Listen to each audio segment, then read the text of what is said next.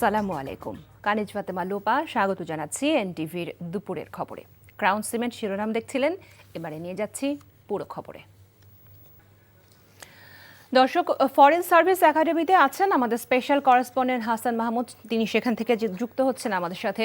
হাসান, রাজনৈতিক দলগুলোর সাথে ঐকমত্য কমিশনের বৈঠক সকাল 11টায় শুরু হয়েছে আমরা জেনেছি, সেই বৈঠকটা কি এখনো চলছে কিনা এবং এই বৈঠকের বিষয়ে আপনার হাতে আর কি তথ্য আছে?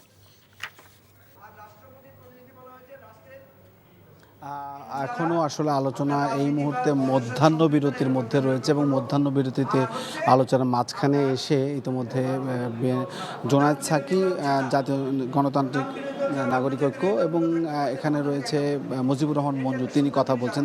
জোনায়েদ সাকি কিছুক্ষণ আগে কথা বলেছেন। তো সব মিলিয়ে যে আলোচনা হচ্ছে, সেই আলোচনাটির মূল যে বিষয়বস্তু, সেই বিষয়বস্তুর মধ্যে আজকে এনসিপির সংশোধিত প্রস্তাব সাংবিধানিক ও সংবিধিবদ্ধ প্রতিষ্ঠানের নিয়োগ কমিটি এই বিষয়ে রাখা হয়েছে, অর্থাৎ এনসিসিকে নাম এবং কাঠামোগত পরিবর্তন এনে এই নাম করা হয়েছে, যেই নামের যার মধ্যে কাঠামোগত যে পরিবর্তনটি প্রস্তাব করেছে জাতীয় ঐকমত্য কমিশন, তাতে রয়েছে সংবিধান সংস্কার কমিশনের প্রস্তাবিত জাতীয় সাংবিধানিক কাউন্সিলের সংশোধিত যে কাঠামো, তাতে তিনি বলা হচ্ছে যে সংশোধিত প্রস্তাবে সাংবিধানিক ও সংবিধিবদ্ধ প্রতিষ্ঠানের নিয়োগ কমিটির সদস্য হিসেবে প্রধানমন্ত্রী, নিম্ন উচ্চকক্ষের স্পিকার, বিরোধীদলীয় নেতা, প্রধান বিরোধী দল ব্যতীত অন্যান্য দলসমূহের একজন প্রতিনিধি এবং রাষ্ট্রপতির প্রতিনিধি এবং প্রধান বিচারপতির প্রতিনিধি।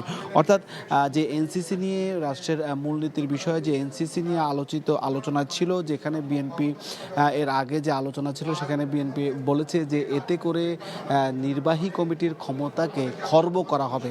ঠিক আজকে যে প্রস্তাবটি রেখেছে জাতীয় ঐকমত্য কমিশনের পক্ষ থেকে, সেই প্রস্তাবটিতেও বিএনপি বলেছে যে কাঠামোগত পরিবর্তন এবং নাম পরিবর্তন করে যেটি প্রস্তাব করেছে নতুন করে, সেটিতেও বিএনপির নেতা সালাউদ্দিন আহমেদ বলেছেন এটিও যেহেতু একই রকম, অর্থাৎ নির্বাহী কমিটির ক্ষমতার খুব বেশি পরিবর্তন নাই, সেক্ষেত্রে নির্বাহী কমিটির ক্ষমতাকে এটিও খর্ব করবে। অর্থাৎ এছাড়া বাকি দলগুলো এই প্রস্তাবে সমর্থন করেছে, শুধু বিএনপি এই প্রস্তাবটিতে এখন দ্বিমত পোষণ করেছে।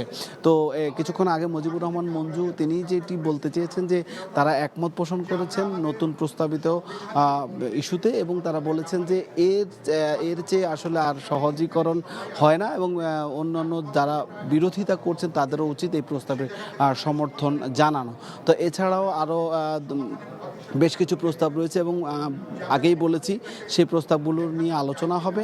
প্রধানমন্ত্রীর মেয়াদ নিয়ে আলোচনা হবে, রাষ্ট্রপতি নির্বাচন নিয়ে আলোচনা হবে, উচ্চকক্ষ নিম্নকক্ষ বিষয়ে আলোচনা হবে। বেশ কিছু আলোচনা এখনও অমীমাংসিত রয়েছে এবং মধ্যাহ্ন ভোজনের পরে সেই বিষয়গুলোতে আলোচনা হবে বলে তারা আমাদেরকে জানিয়েছেন। তো এখন চলছে মধ্যাহ্ন ভোজন।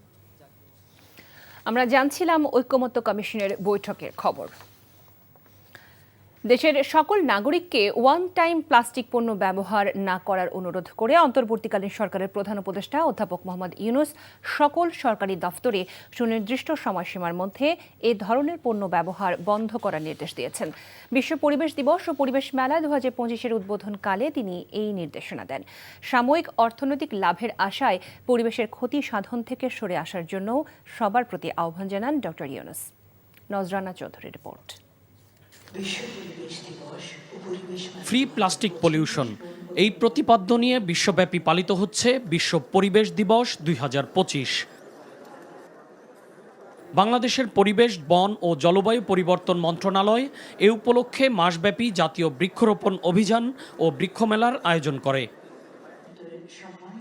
বুধবার রাজধানীর চিন্মৈত্রী আন্তর্জাতিক সম্মেলন কেন্দ্রে এই কর্মসূচির উদ্বোধন করেন প্রধান উপদেষ্টা অধ্যাপক মোহাম্মদ ইউনূস। এ সময় তিনি বলেন, জলবায়ু পরিবর্তনের মাধ্যমে প্রকৃতি তার বিধ্বংসী রূপ দেখানো শুরু করেছে, যার দায় সম্পূর্ণ মানুষের বলেও উল্লেখ করেন তিনি। প্লাস্টিক এমন জিনিসে দাঁড়িয়ে গেছে যে ক্রমাগত হুমকার দিচ্ছে, হয় আমরা থাকবো না হয় তোমরা থাকবে, দুজন একসঙ্গে থাকতে পারবে না। এর জায়গায় আমরা যদি আমাদের লাইফস্টাইল পরিবর্তন না করি, এই যুদ্ধে সামগ্রিকভাবে মানুষের পরাজয় অবধারিত, এর থেকে মুক্তি নেই। কিছুটা সজাগতা আমাদের কাছে আসে, নতুন দৃষ্টিভঙ্গি, নতুন কর্মোদ্যোগ আসে, তাহলে হয়তো একটা সম্ভাবনা সৃষ্টি হতে পারে। এখনো হয়নি, এখন আমরা অবলুপ্তির পথে, রক্ষা করার কোনো উপায় নেই। ব্যাপক শিল্পায়ন ও আধুনিক জীবন ব্যবস্থা নিশ্চিত করতে গিয়ে মানুষ ক্রমাগত পরিবেশের ক্ষতি করছে বলে মন্তব্য করেন প্রধান উপদেষ্টা। তাই প্রচলিত উন্নয়নের ধারণা পরিবর্তন করে পরিবেশ বান্ধব উন্নয়নের দিকে মনোযোগ দেওয়ার জন্য সংশ্লিষ্টদের প্রতি আহ্বান জানান তিনি। আমাদের অবশ্যই আত্মবিধ্বংসী চিন্তা ভাবনা থেকে মুক্ত হতে হবে। অর্থনৈতিক লাভের জন্য পরিবেশের ক্ষতি করে যাব, এটা আমি কিছুতেই নিজেকে মানতে দেব না। আমি দেশের সকল নাগরিকের প্রতি ওয়ান টাইম প্লাস্টিক পণ্য ব্যবহার বন্ধ করে দেওয়ার জন্য আবেদন করছি। এর প্রাথমিক পদক্ষেপ হিসেবে আমি ইতিমধ্যে সরকারি সকল কার্যালয়কে একটি সুনির্দিষ্ট সময়সীমার মধ্যে ওয়ান টাইম প্লাস্টিকের ব্যবহার বন্ধ করার নির্দেশ দিচ্ছি। পরে প্রধান উপদেষ্টা বৃক্ষমেলা ঘুরে দেখেন এবং একটি সোনালু গাছের চারা রোপণ করেন। নজরানা চৌধুরী, এনটিভি নিউজ, ঢাকা। সাবেক প্রধান নির্বাচন কমিশনার কাজী হাবিবুল আউয়ালকে গ্রেফতার করেছে ঢাকা মহানগর গোয়েন্দা পুলিশ। দুপুরে রাজধানী মগবাজার থেকে তাকে গ্রেফতার করা হয়। গ্রেফতারের পর তাকে ডিবি কার্যালয়ে নেওয়া হয়েছে বলে জানিয়েছেন যুগ্ম পুলিশ কমিশনার নাসিরুল ইসলাম। কিছুদিন আগে তার বিরুদ্ধে শেরেবাংলা নগর থানায় মামলা করা হয়। মামলায় তার বিরুদ্ধে জাতীয় নির্বাচনের কারচুপির অভিযোগ আনা হয়। মামলার পরই তিনি গ্রেফতার এড়াতে গা ঢাকা দেন। এর আগে আরেক সাবেক সিইসি নুরুল হুদাকে রাজধানীর উত্তরা থেকে গ্রেফতার করা হয়। বর্তমানে তিনি রিমান্ডে রয়েছেন।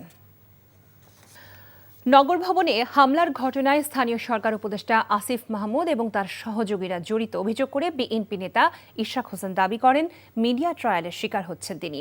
জাতীয় প্রেসক্লাবে এক সংবাদ সম্মেলনে এসব কথা বলেন ইশরাক। আসিফ মাহমুদ তার বক্তব্য ও কথাবার্তায় লাগাম টেনে ধরে বর্তমানে যে কিছুটা স্থিতিশীল অবস্থা রয়েছে তা বিনষ্ট করবে না বলে আমি আশা করছি এবং কোনো ক্রমেই কারো প্ররোচনায় বা নিজ সিদ্ধান্তে আন্দোলনে অংশগ্রহণকারী কর্মকর্তা ও কর্মচারীদের বিষয়ে প্রতিহিংসামূলক পদক্ষেপের চিন্তা ভুলক্রমে করবে না। মার্কেন্টাইল ব্যাংক অর্থনীতির খবর। ইরান ইসরায়েল যুদ্ধবিরতির ঘোষণার পর বিশ্ববাজারে তেলের সঙ্গে সোনার দামও কমে গেছে। গতকাল মঙ্গলবার বিশ্ববাজারে স্পট সোনার দাম 1.4% কমে দাঁড়ায় আউন্স প্রতি $3,319।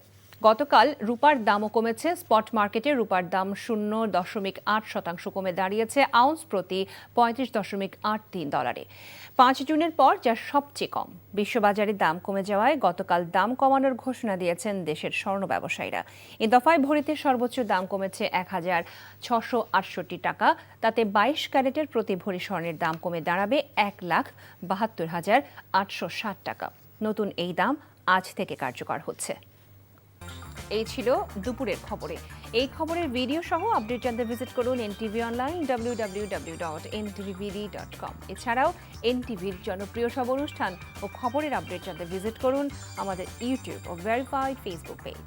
5টায় দেশের খবর দেখার আমন্ত্রণ রইল। সবাইকে ধন্যবাদ।